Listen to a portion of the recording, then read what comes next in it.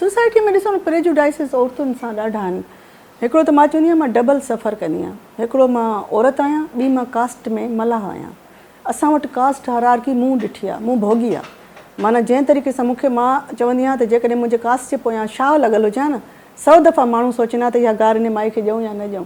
सिंधी समाज कास्ट ते ॾाढो डिवाइडेड आहे। हुननि खे लॻंदो आहे हीअ लोअर कास्ट सां बिलोंग कंदड़ मायूं आहिनि, इहे हूंदियूं अहिड़ियूं, इहे आहिनि अहिड़ियूं। छो जो पूरा ज़िंदगी जा अलाए केतिरा साल त मां इन्हनि रवैयनि खे फेस कयो आहे। जॾहिं हू न मुंहिंजी क्वालिफिकेशन ॾिसंदा, न मुंहिंजी शक्ल ॾिसंदा, हू इहो ॾिसंदा त इहा इन क्लास जा। त माना हिकु त असांजे वटि समाज में त औरत लाइ चयो छा वेंदो आहे, टके जी माई।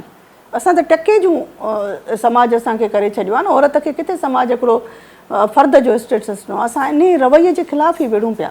ऐं जंहिं समाज जे खे असां चऊं पिया त इहो बाइस्ड आहे, जंहिं समाज वटि औरत जो इज़त कोन्हे का, औरत लाइ तहफ़ुज़ कोन्हे को, औरत खे जिअण जो हक़ु नथो ॾिए, भला उहो समाज मूंखे तमगा त कोन ॾींदो, सर्टिफिकेट त कोन ॾींदो, गारियूं ई ॾींदो न। तंहिंजे करे जंहिं समाज जंहिं रवैये लाइ मां विढ़ां पई, उन रवैये खां मूंखे कहिड़ी करेक्टर सर्टिफिकेट खपे पियो, उन रवैये खां कहिड़ो मूंखे एप्रिसिएशन सर्टिफिकेट खपे पियो। ऐं ॿियो उन में वॾो सबबु मुंहिंजी यूनिवर्सिटी पॉलिटिक्स जो बि आहे। जीअं त यूनिवर्सिटी पॉलिटिक्स में ईअं सिंधी यूनिवर्सिटी जे हिस्ट्री में कॾहिं बि अहिड़ो ईअं न थियो त का फीमेल लीडरशिप हुजे। ऐं फीमेल लीडरशिप सां गॾोगॾु ईअं कॾहिं कोन थींदो आहे। सदाईं यूनियन्स जेके हूंदियूं आहिनि उहे हमेशह पराए घर खां तहरीक शुरू कंदियूं आहिनि। जे चवंदा आहिनि हण हुनखे धीउ खे त नुंहुं सम्झे न, स्ट्रेटजी इहा हूंदी आहे। मूंसां अनफॉर्चुनेटली ईअं थियो त मुंहिंजी हेड ऑन कोलियन थी। मूंखे डायरेक्ट मज़हर सिद्दीकी जहिड़े वाइस चांसलर खे, जंहिंजी media management one of the best media manager हो मज़हर साहबु, छो जो हर सहाफ़ीअ जो फेवरेट वाइस चांसलर हो उन दौर में। ऐं उन ते कॾहिं का तनक़ीद ईंदी कोन हुई। ऐं जंहिं तरीक़े सां असां वटि सिंध में सहाफ़त हलंदी आहे उहो तव्हां मूंखां बहितर ॼाणो था।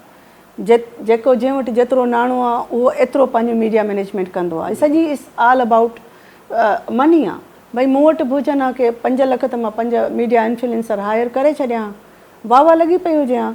मोबाइल हार्वेस्टिंग ते जेके आहिनि से स्टेटस शेयर थी वञनि हा। तव्हांखे ख़बर आहे सभु कुझु छा थो हले पियो, कीअं पियो थिए।